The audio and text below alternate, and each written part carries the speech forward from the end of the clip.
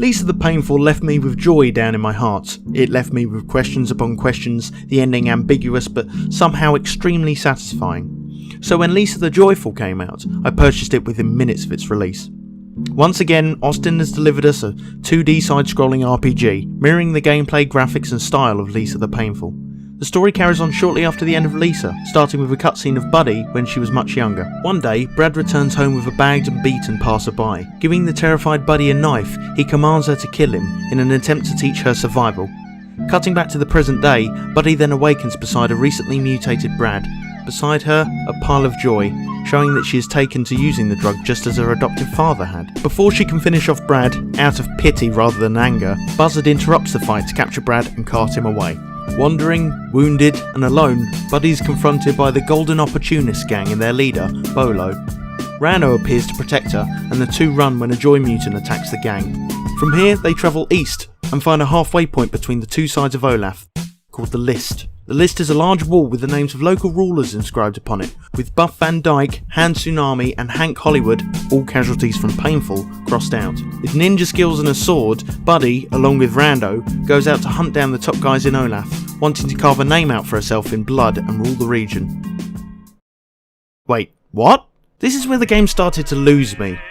Beforehand, Brad was forced into a quest to find his adoptive daughter, fearing for her safety and driving himself to some sort of paternal salvation by acting as a guardian to the young solitary girl. Before it was Brad Armstrong against the world, a worried, aged, torn man, trying to ignore the demons of his past, fighting a crippling drug addiction and trying to retrieve the one thing that meant something to him, while Buddy is just trying to kill everyone. Look, I'm really not sure about this. I mean, one could argue the motivation for Buddy trying to overthrow the leaders of the region is to create a safe and peaceful world, one she can govern and control herself, just like Rando tried to do with his army. Perhaps it was the dialogue she had with Brad when she was younger, the training she received, made to think that the world was violent and unforgiving, she the prey and everyone else the predators. Kill or be killed. One could even draw ideas from her lifelong seclusion and perhaps a powerful need for freedom, juxtaposed with the darkness of the world she experienced in the first game, the pain she was put through and her need for independence. However, as well founded as these ideas and theories are, do they allow us to believe a young, fragile girl would be willing to take up arms to slaughter these powerful men, some of whom are non-violent and beneficial to the region, in an attempt to give herself more power? No, I don't believe that, to be honest. In terms of gameplay, nothing is new here. It's the same stuff for Lisa that worked, continues to work, and I'm glad it's here. Rando uses Armstrong style, as Brad did in the first game, but Buddy's skills use this new timing prompt, sort of like the Japanese rhythm games you see. However, the timing is rather unforgiving, and without using these skills to the fullest in battles, it can be rather difficult. Most of the time, Buddy is alone, facing multiple enemies that can afflict her with stun or paralysis, causing furious bouts where you're locked out from fighting back. Buddy lacks many status effect moves, and without other characters, combat becomes stale, unforgiving, and tiresome. XP is slow, and after 2 hours of play, I still didn't have a multiple target move, so I'd have to hit enemies one at a time. There are some fights that can be avoided by jumping on enemies or wearing masks to disguise yourself, but you gain no XP from that. And at $3.99 and 4 hours of gameplay, it's rather difficult for me to recommend Lisa the Joyful. The combat is more bland than the first, the lovable, humorous characters have been replaced, the story is constantly dark with no interesting tone shift we had in Painful, there's only 2 playable characters, and the story seems rather ill-founded and rushed. On the surface, Lisa the Joyful is a disappointment. But so was Earthbound. A quirky RPG with stupid enemies and some half-baked plots, does that sound familiar? But look deeper, and there's something meaningful and important, a message to be found. To avoid endgame spoilers, click anywhere on the screen to go right to the end of the video. You have been warned. Remember when I said the justification for Buddy's violent nature was unfounded? I completely missed the main mechanic of the game series so far. Joy. All this time, Buddy has been under the effects of joy she's been taking. Lisa, the Joyful. Every time you go back to the main hub, the List I mentioned, the wall holding all the enemies of the names of Olaf, the place fills with more and more bodies. Bloody corpses and smears of battle stain the place. The walls are scribed in pink crayon with dark ideas, messages of a lost mind. Things that weren't there before. And slowly but surely, Buddy is falling to joy addiction, Like Brad, she's becoming uncontrollable, violent, sadistic, confused. She's turning into a monster, following in the footsteps of her father.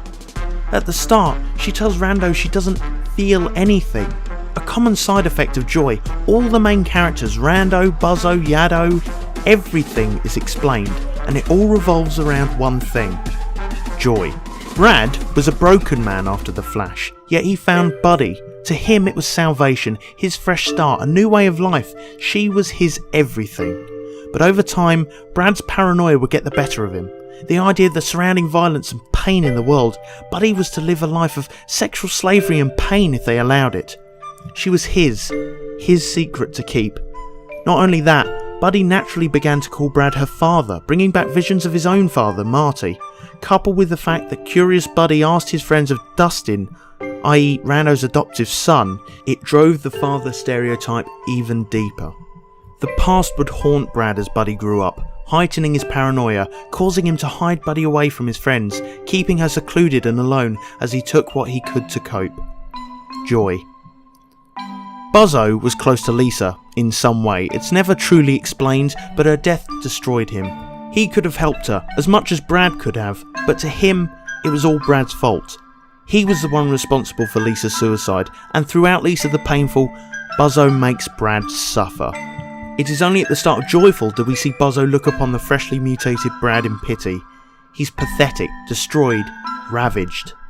He has suffered to such great lengths. Buzzo knew the truth that Buddy was Yado's child, but only did he realise that in the end, Brad was Buddy's father. He had done what Marty could not. Instead of defile and abuse her, Brad protected her. He did with Buddy what he couldn't do with Lisa. Buzzo had made a mistake. Brad was his scapegoat, and Brad paid for it. Buzzo's self-sacrifice at the end is his redemption, finding Buddy the joy vaccine, able to keep her from the gruesome effects of the drug, while he himself succumbed to its effects. He sacrifices himself for her. For Lisa. And in the end, Joyful resolves all the questions posed in Painful.